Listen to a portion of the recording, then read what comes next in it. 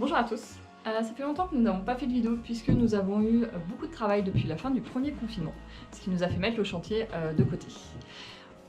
Nous avons également dû mettre en stand-by l'isolation du toit pour pouvoir faire les cloisons de distribution puisque nous avons notre chauffagiste qui va arriver et pour qu'il puisse faire le réseau et mettre les radiateurs, surtout il lui fallait les cloisons. Voilà, donc aujourd'hui on vous explique comment on a fait les ossatures bois pour ensuite mettre les plaques de Fermacell dessus.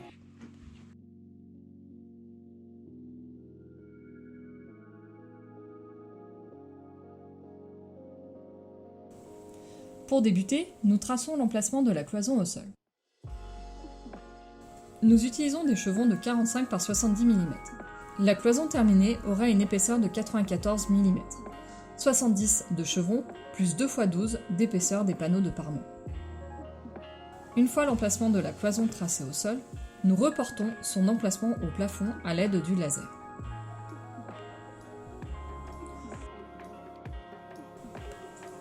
La cloison n'étant pas alignée avec les solives du plafond, nous allons positionner des entretoises afin de fixer la traverse du haut.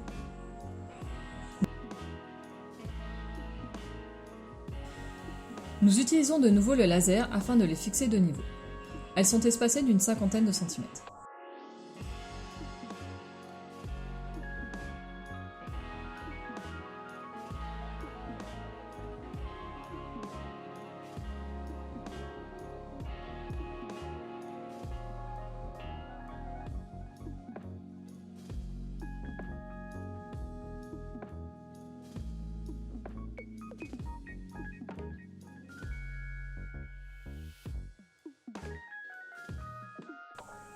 Nous pouvons maintenant tailler la traverse du haut.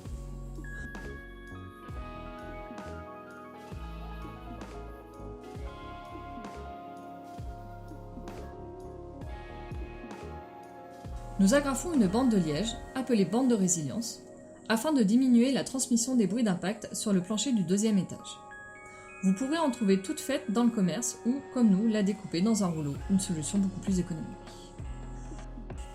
Il ne reste plus qu'à la fixer sur les entretoises précédemment installées en reportant la position de la traverse du bas avec le laser.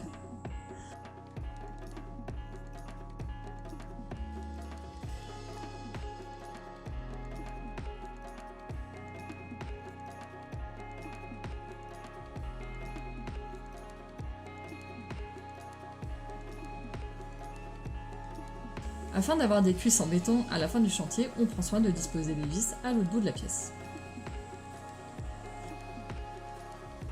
Une fois la traverse fixée, il est temps de positionner la traverse du bas.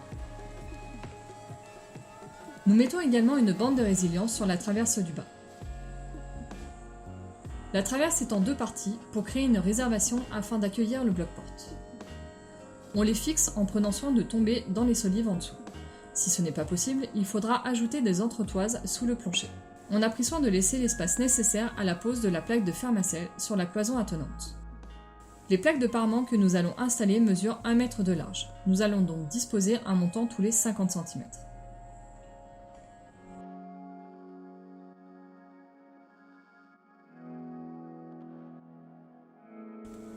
Une fois l'emplacement des montants repérés sur la traverse du bas, nous reportons leur position sur la traverse du haut. Vous l'aurez compris, le laser est un allié très utile. Il est maintenant temps de mesurer la hauteur des montants à mettre en place. L'utilisation d'un mètre laser est plus confortable, mais le nôtre est tombé en panne. Malgré le soin apporté au positionnement d'aplomb des traverses, il est utile de mesurer chaque montant. Une fois les montants découpés, nous préperçons leur base et leur sommet afin de les fixer dans les traverses. Il ne reste plus qu'à les positionner sur les marques faites précédemment et de les fixer.